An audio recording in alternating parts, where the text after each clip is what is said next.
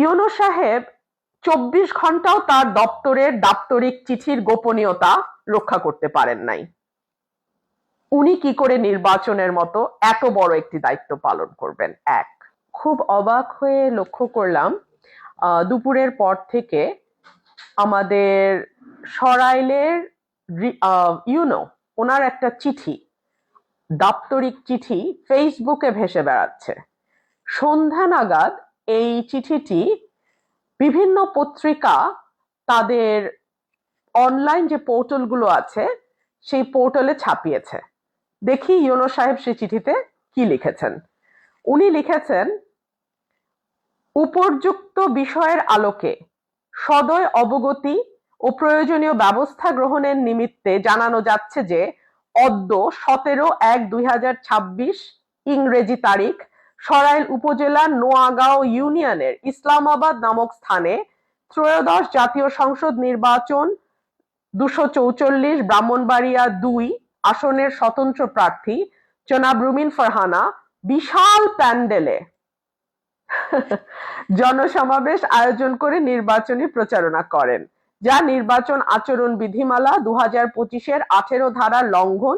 তাৎক্ষণিকভাবে এই সমাবেশ ভেঙে দেয়া হয় এবং উক্ত অপরাধের জন্য জুয়েল মিয়া নামক এক ব্যক্তিকে ৪০,০০০ টাকা অর্থদণ্ড প্রদান করা হয়।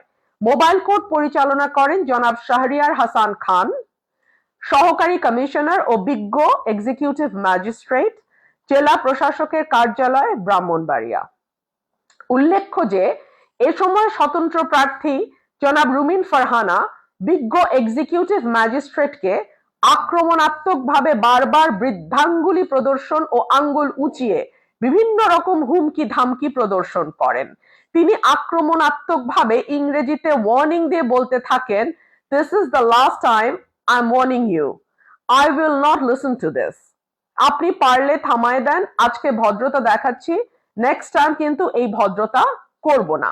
আপনাদেরকে এইরকম দেখায় আক্রমণাত্মকভাবে বৃদ্ধাঙ্গুলি দেখান, খোঁজ নেন। প্রশাসনে বসে আছেন, খোঁজ নেন।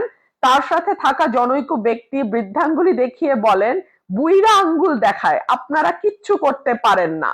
এক পর্যায়ে তিনি ও তার সাথে থাকা ওই ব্যক্তি উপস্থিত জনতাকে দেখিয়ে হুমকি প্রদান করতে থাকেন এবং জনগণকে খেপিয়ে তুলে মব সৃষ্টি করেন এবং বলতে থাকেন, "আজকে আমি আঙুল তুলে বলে গেলাম, আমার এই মানুষ এইখান থেকে বাইর হতে পারবেন না।"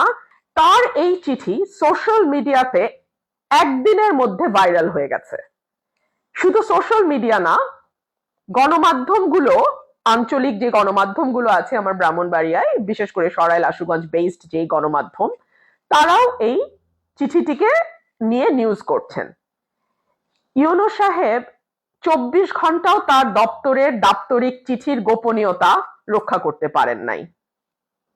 উনি কি করে নির্বাচনের মতো এত বড় একটি দায়িত্ব পালন করবেন? এক।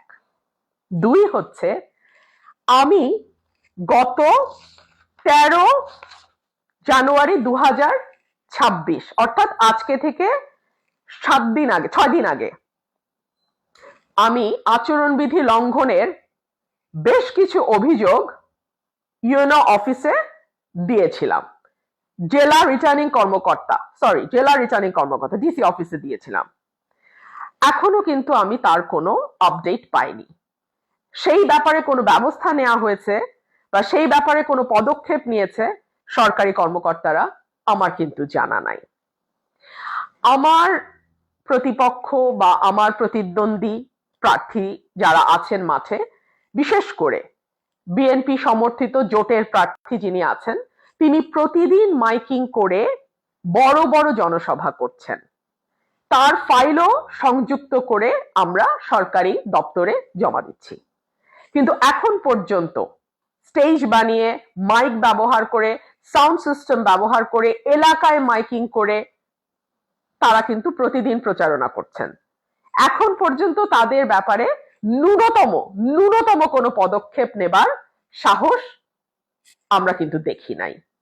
কিন্তু আমার প্রশ্ন, যে যেই রিটার্নিং কর্মকর্তা তার নিজের সই করা চিঠির গোপনীয়তা ২৪ ঘন্টা রাখতে পারেন না, তার হাতে ৫ লক্ষ ভোটারের ভোট কিভাবে আমানত হিসেবে আমরা ভরসা করে দেই।